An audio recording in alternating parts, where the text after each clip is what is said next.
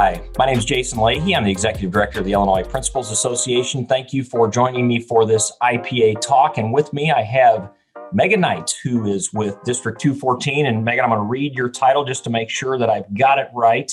You're Director of Academic Program and Pathways there at D214. So thank you for being with me. We're going to have a nice conversation today. First, want to hear a little more broadly about the work that you do with programs and pathways within 214. I know you've got a lot of work going on with that, but more specifically, really interested to hear about what you're doing with educator pathways and spurring on aspiring educators. We know this is extremely important right now, and maybe more so than ever in our recent history, just because of the problems that we're having with the educator pipeline. And we heard from IPA board member and also principal there at Elk Grove Village, Paul Kelly. He had shared out the work that you're doing in that space in particular, and said, hey, just in case you guys are interested. I read through that. I thought, well, we need to talk and need to share this story out with what you're doing. So Megan, if we get started here, before we get into the pathway stuff, just tell us a little bit about you and your background. Sure. So thank you, first of all, for having me. It's always very exciting to be able to share the work we're doing. And our Ed Pathway is our pathway of priority right now here in District 214. So I appreciate the opportunity. So just to tell you a little bit about myself, I'm originally from Ohio. I began my teaching career there. So are you a Buckeye then, Megan? Is that what you're not. Oh, really? No. So I went to Kent State University. I got it. And I actually started as a broadcast journalism major. Nice. And my freshman year of college, I tried out for TV2, which is the on-campus TV station. And there were over 200 people there with stylists and vocal coaches. And, wow. Oh, my. And I thought, this is not for me. And I always gravitated toward and loved English.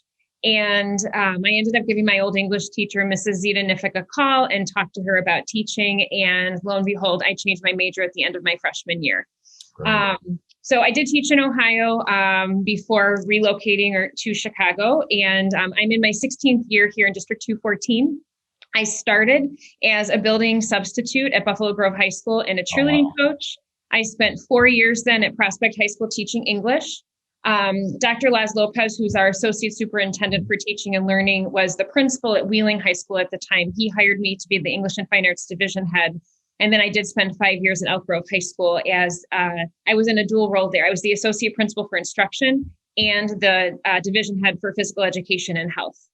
Awesome. So I have worked in 4 of the 6 comprehensive high schools in the district. Mm-hmm. And now I'm in my second year in my role as director.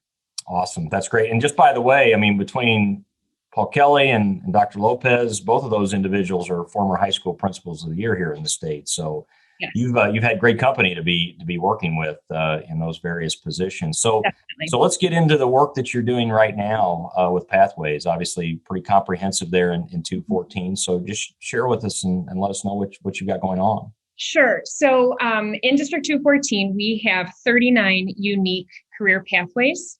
Those are organized underneath the umbrella of the 16 national career clusters, which are organized under the umbrella of the 7 state of Illinois endorsements. Mm-hmm. And so when we're talking about our career pathways, we're really looking at defining them by saying, they consist of a series of courses that extend beyond high school. There are embedded or external peripheral opportunities for work-based learning. And then there's also, there are opportunities for students to earn certification, dual credit, et cetera, within the context of the pathway. And so, of those 39, I would say, they're in various stages of development. We have some that are fully up and running in all 6 schools in the district. We have others for a variety of reasons that are more local or more centrally located. So, for example, culinary is housed at 3 of our, in the full pathway is housed at 3 of our 6 buildings. But what we always want to do is make sure all of our students have access and opportunity. So we work to ensure that if a student, for example, at Prospect High School wants to be a member of the ProStart course, we're able to transport them over to be able to access the coursework at a different building. We have 7 post-secondary partnering institutions with whom we do this work. Harper College is our local community college. Eastern Illinois University is our primary partner for all of our gen ed. So college composition, college speech, all of our college math courses and that in those sequences. So let me ask you, Megan, because that's interesting, because Eastern's not close to 214, right? I mean, you got quite a bit of distance in geography between the two of you. So how does that work between the institution? Because that's fascinating. I think that's a wonderful testament to, how, if you just do it right, collaboration can really happen. It can. We started our partnership with EIU when I was an associate principal at Elk Grove. And as we were getting up and running, there were multiple trips down to Charleston. We went on, several groups of administrators went down in the summer. We then brought teachers and counselors down, and we've even taken kids down. We try to do a bus trip with our students every fall so that they can see the campus. And again, we have coursework with EIU really across multiple departments, and they're just a phenomenal partner. We do a lot over Zoom, and what's been great about that is even in the midst of a pandemic, we have not had to pause any of those relationships. I think in some respects, they've gotten stronger. And then I have in my own department a staff member who is our early college program supervisor. So she is the direct point of contact with all of our post-secondary partners, and she does all the arranging with our buildings and then the departments at EIU and the rest of the partners, to engage in those conversations. What I would share, though, is what's gone so well, or things have gone so well, that in many of the courses that have been up and running for, 2, 3, 4 years now. So again, I would reference like college composition. Our teachers engage with EIU faculty regularly. And EIU has truly treated and recognized our own staff in District 214 as adjunct faculty. Yeah. And so that has really just created this very, very strong and powerful relationship because we all have the best interests of the kids at heart, and we're all, working to serve our students.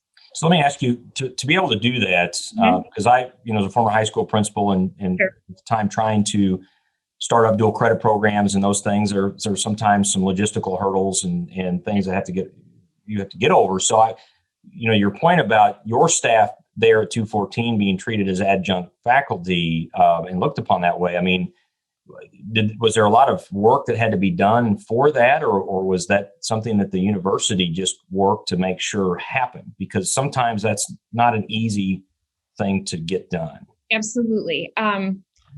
It just happened. I mean, it was, we were welcomed with open arms, and it has truly been, I really think it is the definition of a partnership when it comes to, high school faculty working with college faculty, again, teaming together in the very best sense of the word. And it's very reciprocal in terms of the relationship between our teachers and EIU faculty, in that they really are working collaboratively to develop curriculum and execute it. And they talk about assignments.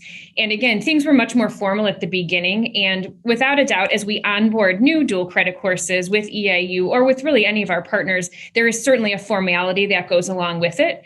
But again, in some of those courses that have been up and running for several years now, it's very much this, reciprocal, collaborative, collegial process that occurs. One example I would give you, we're looking to several of our buildings next year are going to add a new dual credit course in English. And it's one that we actually ran a few years ago at Elk Grove when I was an API, but we're going to offer a social justice strand of it now moving forward. And it's one of EIU's courses. So our teachers are going to work with EIU. It is their course to build it together, and which we're very excited about. And so it's not, what EIU has not done is come in and said, here, they've given us resources so that we're able to, teach with fidelity and align with them, but they're very, very interested and open to hearing about, our ideas and the different strategies we use in our classrooms. And we cite examples all the time of, again, these fantastic dialogues amongst our staff where they're learning from each other, and EIU faculty are taking things that our teachers in 214 do back to their own classrooms with them. So it's been phenomenal to watch. And despite the distance, the partnership really has occurred. And EIU's also been great, pre-pandemic about coming up to District 214 once a semester, usually to visit, to teach lessons. When I was the PE division head at Elk Grove, that one of my last years there, we offered dual credit PE, a weights class for the first time. And the EIU faculty liaison came up. She taught lessons to our students, and she moved around the district, over the course of 2 days or so to do the same thing, to get to know our teachers and, that nice back and forth, conversation that I think is what drives what we do in education, the ability to dialogue and to be collegial and to learn from each other and, not to do things in a vacuum, if that makes sense. Absolutely. So I'm curious, do you see students interested in going to Eastern then after or some of these other institutions that are you're partnering with as a result of the Pathways work? We do. We are working to grow the numbers of students who are matriculating to our post-secondary partners. Obviously, if we're partnering with an institution, it's because we believe in our work aligns with each other, and we are trying to create pathways for our students that will allow them to persist and complete. And so if they're able to earn credits from EIU, for example, in education, or National Lewis in education, because National Lewis is our early childhood and elementary education partner, those credits are going to go a long way if they then ultimately end up on one of their campuses. Yeah. So that, without a doubt, is the goal, to make sure our students understand the benefits of the dual credit coursework that they're accessing from these specific partners, and then trying to move them in that direction, because again, it's going to save them time, energy, and a whole lot of money on the back end if they do. For sure. Well, what I like about it too is, we've got a lot of our seniors, once they graduate, they're migrating out of state to go to school. So we're exporting a lot of kids in that way. And what I like about this partnership is I do think it might influence more of them to stay close here, not necessarily stay close to home, but look at some of these options within the state as well. I think that is terrific. So I have to ask you kind of a COVID related question here, since we're in the pandemic, and these pathway experiences, you really want to give kids real life types of experiences. And so I was curious, Megan, when you think about the partnerships you've got in the various industries that you're working with through the pathways, how's that been? I mean, have you been able to still provide these full on experiences? And if you wouldn't mind, and we can't go obviously through all 39 different pathways you've got, and we do want to focus some attention on education, of course, but can you just talk to us about how that's gone and maybe share out some of the specific examples of some of the pathway experiences and how COVID has impacted that this year? Absolutely. COVID has impacted us. I mean, COVID has impacted everything. So without a doubt, the quantity of experiences that we've been able to offer this year has certainly been pared back by the pandemic. We have, however, over the course of the year, really since last summer, been able to offer a combination of both in-person and virtual work-based learning experiences. So I can give you some specific examples. John Piper is a teacher at Elk Grove High School who is a manufacturing teacher. And there are 5 students at Elk Grove who are actually working in the industrial park in Elk Grove Village as apprentices in manufacturing. And so we have been able to facilitate, John had the initial contacts with some of the companies in that space. And then our Center for Career Discovery worked collaboratively with John, to go through the vetting process to make sure that we, had kind of checked all of our boxes. And then the kids are taking the related technical instruction coursework through John in the Elk Grove classroom, and then they're going to work in the afternoons. So that would be one example in manufacturing that we're proud of. Another, we do have a CNA apprentice this year who is externally placed. One of our long-term care facility partners said, yes, we can definitely, take one apprentice. We can't do anything beyond that. We can take one. And this particular student and her family, obviously, there was a whole lot of conversation because in a healthcare setting in the middle of COVID, there are definitely challenges. And the student and her family were in agreement that this was the best fit. She was able to finish her CNA last spring as a junior. So now this year as a senior, she's working between 20 and 25 hours a week at that facility. So that's gone really well. She's getting paid for that, right? I mean, it's a paid job, right? Yeah, and that's awesome. Manufacturing apprentices are also getting paid. Yeah, so, wow. And that's really the pay is one of the distinctions between what we're doing with internship and then what we're doing with apprenticeship. Got it. And the manufacturing kids, I would add, they actually started as paid interns, if that makes sense. Mm-hmm. And in talking with some of the faculty and staff at Elk Grove, we said, these are actually, like, we can qualify this for apprenticeship.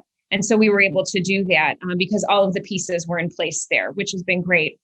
In other places, so I'll give you another example that has an embedded experience. We are running our Design 214 program this spring. That is the capstone for our architecture pathway. And we have students who are attending in person in the evenings, and we have partners who are pushing in and sharing their expertise with our kids in that space. We've been able to run this year, all year, in a much smaller fashion, both our practical architecture and construction program in person, our aviation academy in person. There were a whole lot of logistics that went into all of that, particularly at the beginning of the year, as we were getting up and running. But what we ended up doing was limiting the contact hours and then subdividing our classes. So rather than having, one section of 22 students going to PAC, in the morning and one going in the afternoon, we actually took all of the kids and divided them into 4 smaller groups.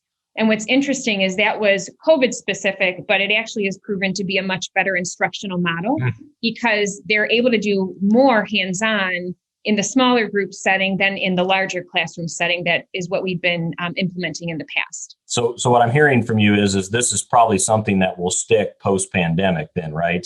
That's the goal. Mm-hmm. Yeah, for sure. If we can continue to support the smaller class size, we can see that definitely having a lot of benefit to our kids. Yeah. With Aviation Academy, that's a course that usually runs 3 afternoons a week at Chicago Executive Airport. We have a hangar space that we converted into a classroom, that was one of my first tasks in my new position to work through that. And there, the instructor is from Lewis University. They're our aviation partner. He's fantastic. He lives locally, and he worked with us at the beginning of the year. Similar situation to say, okay, we have 24 kids. Can we do a 1-to-12 ratio? And can we make sure that they meet the minimum requirements per the FAA? Because that's a very high bar. And we've been able to do that. So it's been a lot of logistical work. It's been a lot of creative thinking. It has been imperfect, without a doubt, but we've been able to provide a good number of experiences for kids. Go ahead. Well, I was just going to say, just listening to you talk about that experience for those kids, that are learning about aviation and flight and all of that, being a kid that, grew up watching Top Gun and thinking I was going to be a fighter pilot after that, I would have been all over that, I think, if I had that opportunity. So that's awesome. It's pretty cool. I'm not going to lie. I mean, they're going to school. They're going to school at the airport. The planes are, taking off and landing right above their heads. So that's it's pretty cool. They're getting a great experience. But yeah, so, health science has been hard. Health science has been hard across the board. That is the pathway in which our kids have the most interest. And so trying to facilitate in-person experiences has been, near impossible. Yeah, not many trips to the hospital, right? For that crew at all. Exactly. Yeah. We had kids when we shut down last spring.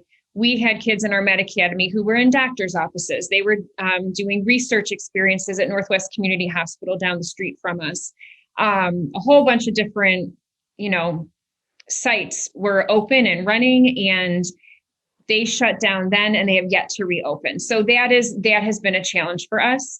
And then education, which I know is the primary topic, for us today. We have been able to provide an observation experience to all of the students who are enrolled in our education academy, which is the capstone. It's all been virtual, and it's been much more, much less than what we would normally do.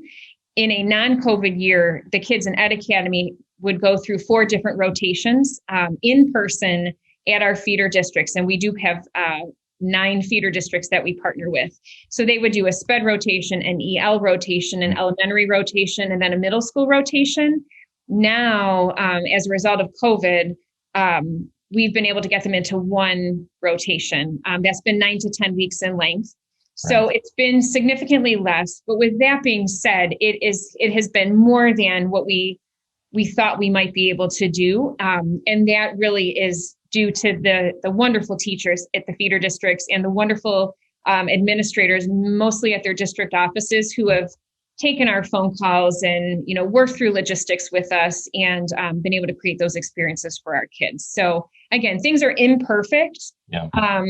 But I think we've done more than we thought we'd be able to do. And we're very, very excited to start pushing forward in that space as we start to come out of the pandemic. So, that's generally a theme I'm hearing from educators across the board is that they're finding, no matter what the educational setting is, they're able to do a lot more than they thought, and that they're learning things now that they really will be able to take and move forward and make more permanent, in the new normal, right? It's not going to be the old normal. It's going to be the new normal post the pandemic moving forward.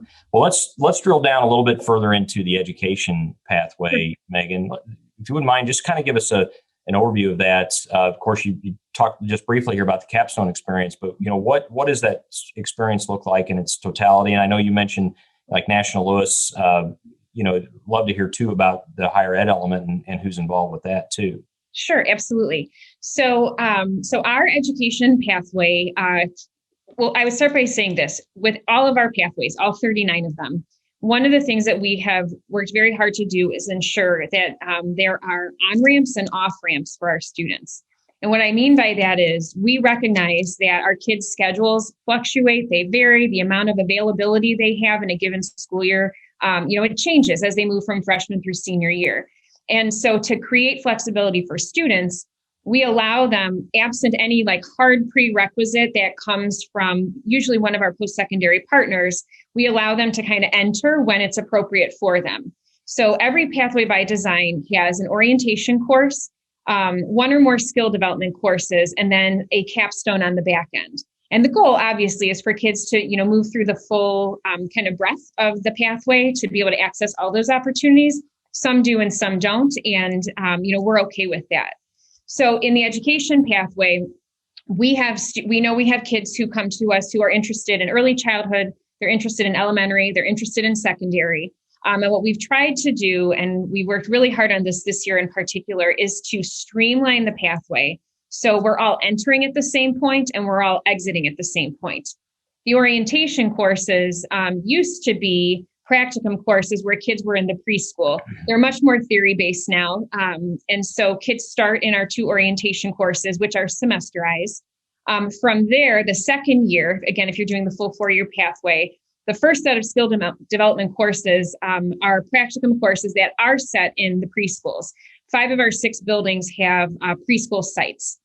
So again, our thought process and thinking there is, even if you're somebody like myself who knew if I was going to be a teacher, it would be at the secondary level. I was not cut out to teach small children. I think they're fabulous. That just wasn't for me. Yeah. We do think, though, that in the context of the pathway, having access to younger children, working on classroom management, lesson design, communication skills, that all has a really important place. So year 2, the practicum courses focus on the preschool setting. Year 3 is where we get into our dual credit course offerings. We do have 2 post-secondary partners in our education pathway. National Lewis is our, I think I mentioned this, early childhood and elementary partner. And then EIU is now starting in the 21-22 school year, our middle school, secondary ed partner. And so junior year, kids have 2 opportunities to earn dual credit. They can do a semester college introduction to education through National Lewis, which is taught on our campuses. And then opposite of that, they would do a course called College Inquiry to Teaching. That is through EIU. It's a 2 credit hour course and it's field-based. So there's about a 20-hour component of field observation. And our plan is we're implementing next year, because that'll be the first year for it, is that those field hours will actually occur within the context of the district, because they do have to occur in a secondary setting. Mm-hmm. That then leads us to our Education Academy.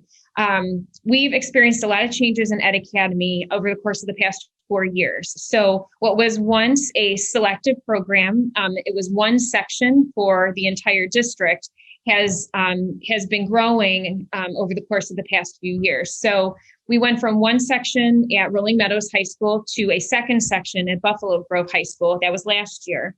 This year in 2021, we added a third site at Wheeling High School, so a third cohort of kids. And then next year, we're adding 2 additional Ed Academy sites at Elk Grove High School and then at Prospect High School. Again, the beauty of kind of how we do things here is that all of our kids in the district, regardless of where they attend school, their home school, have access to that capstone. And one of the things that we're very, very excited about, again, is the move from it being a selective program to a non-selective program, which we think speaks to really kind of everything that we're trying to accomplish in this space of education and giving kids opportunities. The other piece is that now that EIU is our partner, we're able to offer 2 dual credit courses senior year to kids, one of which is an Ed Psych class that we've been offering through National Louis for some time now. That has historically been pulled across like the year, and there's been field experience opposite of it. Now we'll have that captured in one semester, so kids will earn 3 credit hours through that course. The next semester of Education Academy is a diversity course through Eastern Illinois that will be running at all 5 of those sites. And so our Ed Academy kids moving forward will have the ability to earn 6 hours of strategic dual credit that senior year. So that's can I ask you what the course is, Megan? Who's teaching those? Do you have instructors on site? Are there you talked about Eastern, or National Louis? Yep. Are there instructors from the universities doing that? How's that work? These are all District 214 teachers whom the credentialing statement set forth by National Louis and Eastern. So they are all in person in our own buildings. We are, like with the 2 new Eastern courses, because those are new, we are in the process of getting ready to bring faculty from EIU who currently teach those with our faculty who are going to teach them. Very much like a PLC, between 2 institutions, but those are taught by us. And so, now the with kids any pay tuition. credit, Do they pay tuition for those then? Our students pay $50 a class. Okay, all right. So you can for $200 in District 214 get 4 courses worth of that's college done. Yeah, that's a little cheaper than the normal rate when you go. Yeah. That's outstanding. Wonderful. So obviously you're having some real growth. You were sharing some numbers with me here prior to us hitting the record button. So talk to us a little bit about that in terms of the interest level. Sure. So in our education pathway currently in the 2021 school year, we have approximately just under 800 unique students who are enrolled, have a total of just over 1,100 enrollments. So we know some kids are doing, 1 semester, others are doing a full year. With Education Academy specifically, that really has been a place where we have sought to, again, expand and diversify the students who are taking it. And we are showing signs of success. We started again with 1 section. So 3 years ago, we had 20 to 25 students in that class. And next year, we're looking at 81 at the minimum students who are accessing that capstone. So we're very excited about those numbers, and we're hoping to continue to see growth in it. And we think that that's, one of those courses that the more we can have kids seeing themselves as teachers before they leave our doors, the more likely they are to persist and complete. And then ultimately, we want them to come back to our communities to teach, because we know such a high percentage of students do just that. They go away to school and then they settle back where they were, born and raised themselves. So if we can really put our kids on a path toward becoming teachers now before they leave our doors, we believe we will reap the benefits of that on the back end when they come back, to teach and to live in the community. Yeah. Well, and you even see, I've read of instances in some districts, Megan, where they're even helping subsidize them going to school to be able to come back. They go under contract and there are some commitments that have to be made there. But boy, if they can get started with you locally and get that support from you right out of the gates, even before they go off, that's terrific, and probably a high motivator for them to come back. Now, I'm curious, and forgive me, because you guys maybe just haven't been at it long enough to know yet, but are you seeing any completion rates beyond, high school at this point yet? In terms of kids actually going to those programs, graduating, those kinds of things? Mm-hmm. So we know that we have kids who are graduating and going all over the place to go to school. Mm-hmm. We are, through our educator prep program, and then the next tier of that, which is our educator prep scholars program, putting a system in place that will allow us to do what you just described, which is track them and ensure that they're coming back to us. So ed prep really refers to the broad spectrum of opportunities in the ed pathway. Students who are accessing the pathway and taking advantage of the dual credit, doing the work-based learning, having all of those experiences. That really is kind of what we've centered our work on with educator prep, preparing them, again, to become future educators. What we want is for them to matriculate to our post-secondary partners and to make sure that they come back to us. And so we created the Scholars Program for those students who do leave 214, go to either Eastern or National Lewis to pursue their degree, finish it successfully. We are offering guaranteed student teaching either in District 214 or in one of our feeders. And we have put all of the necessary pieces together for that with regard to MOUs and things. And then the additional layer to that is they have opportunities and access to interviews for positions for which their degrees are aligned. So those are the two very tangible pieces of the Scholars Program. Again, if they push out to EIU or National Lewis, and then they come back to us. And that is, we're working on the tracking system for that. I actually have a meeting with EIU next week to start talking about the handoff and then the hand back, if that makes sense. Yep. So that'll be our continued work. How do we really kind of lay that out in a meaningful and strategic way so that we are tracking them? And then on our end, what we're talking about is, when they're at their school, when they're in college, how can we in District 214 continue to support them to ensure that they do make it through the program and are able to come back to us? So those are all the conversations we're having right now. As we get close to kind of wrapping things up here, Megan, I'd be remiss if I didn't bring up the fact for the parts of the state, and there are quite a few parts of the state, have small rural schools spread out, all of that. And there's no doubt, District 214, outstanding high school district in this state. I've had opportunity to visit a couple of high schools there over the years, but you're large and have a lot of capacity to do things. And so I know that sometimes the response is, well, they can do that because they have, people and resources available. But what gives me great hope is for really any district that really is ready to get focused and do the innovative work that's necessary for this. And I think it's important that we all get engaged because, as we know, today's recording date is March 5th. Earlier this week, the regional superintendents just put out their recent reports. They've been doing this annually for the last few years about what kind of the educator pipeline is, and because they survey superintendents across the state, and there's a lot of concerns about it. And we know that just in talking with principals about their inability to hire PE teachers these days. So we're in a tough spot, or elementary teachers. It's difficult.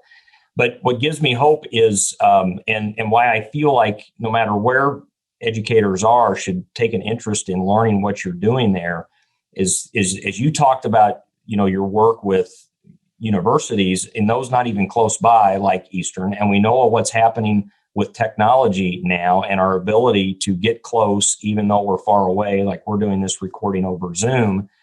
There are ways if we can get school districts partnering with universities and school districts partnering with each other. I really feel like that there are some things that they can do to build on each other's to build on each other, have collective capacity to have these kinds of programs. And obviously, I'm hopeful that we can put your email and contact information out there, and the website address there, of course, at the school district, so people can learn a little bit more. But am I out of bounds from your perspective in saying that? Just because I don't want people to walk away from this discouraged to think, well, that's great for that school district, but I'm not so sure for mine. Mm-hmm. No, I don't think you're out of bounds at all. When we look at the education pathway, I think one of the pieces of it that we can't, forget is that you don't really need a ton of expensive resources to breed awesome teachers. You need your own passionate teachers who want to impart that on kids, but we're not talking about equipment. We're not talking about lab spaces. It's really about relationships. And I think if you can build the relationships with the elementary district, with the post-secondary partner, technology is an amazing thing. And this is a space where we have not lost, we have not lost anything, I don't think, this past year in this particular pathway, because we've been able to do so much virtually, and we've been able to continue to bring people together. We hosted a Future Educators Conference back in January. Yeah. And, of the, just under 800 unique students in our district in pathway courses this year, just over 300 participated in the event. It was all over Zoom. It was at zero cost. Yeah. We shoulder tapped some awesome teachers and said, hey, would you be willing to share what you're passionate about with kids?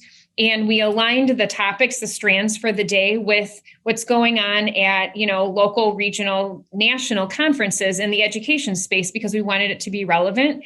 And it was an awesome experience.